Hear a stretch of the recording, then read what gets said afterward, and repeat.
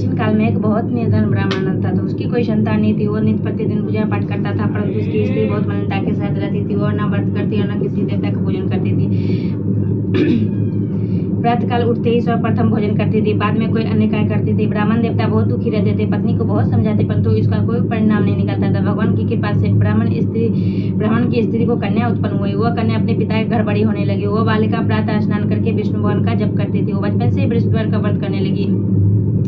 पूजा पाठ समाप्त कर स्कूल जाती, अपनी मुट्ठी में जौ भर कर ले जाती थी। पाठशाला के मानव में डालती जाती थी। वही जौ सोन हो जाते ही उसको बीनकर घर ले आती थी। एक दिन वह बालिका सूप में सोने के जौ को साफ कर रही थी, तभी उसकी माँ ने देख लिया और कहा, हे बेटी, सोने के जौ को फटकने के लिए सोने का सूप होना चाहिए। दूसरे दिन गुरुवार था। इस कन्या ने व्रत रखा और विष्णुदेव से प्रार्थना करके कहा, हे प्रभु, यदि मैंने सच्चे मन से आपकी पूजा की है, मुझे सोने का सूप दे दो। विष्णुदेव ने उसकी प्रार्थना स्वीकार कर ली।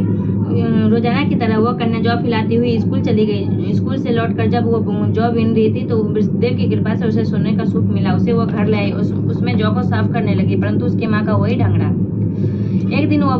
एक दिन की बात है, वो कन्या सोने के सूप में सोने को जौ को साफ कर रही थी, तभी उस नगर के राजकुमार वहां से होकर निकला। इस कन्या के रूप और सोने के सूप में सोने को जौ साफ करते देख इस कन्या पर मोहित हो गया।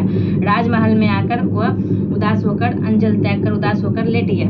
राजा को जब राजकुमार द्वारा अंजल त्यागने की समाचार ज्ञात हुआ तो अपने मंत्री के साथ आकर अपने पुत्र के पास आए और बोले, हे पुत्र, तुम्हें किस बात का कष्ट है? किसी ने अपमान किया अथवा कोई और कारण? मुझे बताओ, मैं वही करूंगा जिससे तुम्हारे प्रसन्नता हो। राजकुमार ने अपने पिता की बात सुनी तो वो बोला, हे पिताजी, मुझे आपकी कृपा से किसी बात का दुख नहीं है। किसी ने मेरा अपमान नहीं किया, परंतु मैं उस लड़की के साथ विवाह करना चाहता हूँ जो कि सोने के सूप में सोने के जौ को साफ कर रही थी। यह सुन राजा आश्चर्य में पड़ गया और बोला, हे बेटा, इस तरह का कन्या का पता तुम ही लगाओ, मैं तुम्हारा विवाह उसके साथ अवश्य ही करवा दूंगा। राजकुमार ने राजा को उस लड़की के घर का पता बतलाया।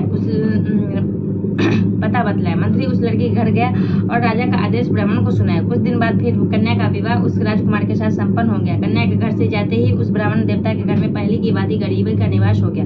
अब भोजन भी बड़ी मुश्किल से मिलता था। एक दिन दुखी होकर ब्राह्मण अपनी पुत्री से मिलने गया। बेटी ने पिता की दुखी अवस्था को देखा और अपनी माँ का समाचार पूछा। ब्राह्मण ने सभी हाल कहा। कन्या ने बहुत सा धन देकर अपने पिता को विदा किया, जिससे कुछ समय के लिए गुजर सुखी पूर्वक व्यतीत हुआ। लेकिन कुछ दिन बाद फिर वही हाल हो गया। ब्राह्मण अपनी कन्या के घर गया और सभी हाल कहा तो पुत्री बोली, हे पिताजी, आप माताजी को यहाँ ले वाले हो, मैं उन्हें वो विधि बता दूंगी जिससे गरीबी दूर हो जाए।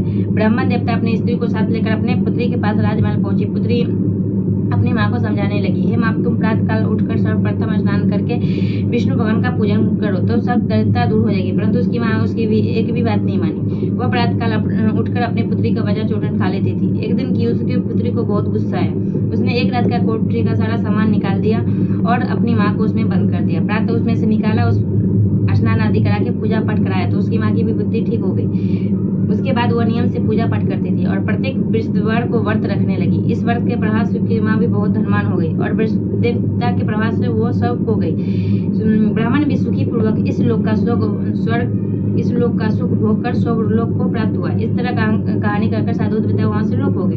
धीरे धीरे समय व्यतीत होने पर बृहस्पतिवार का दिन आया।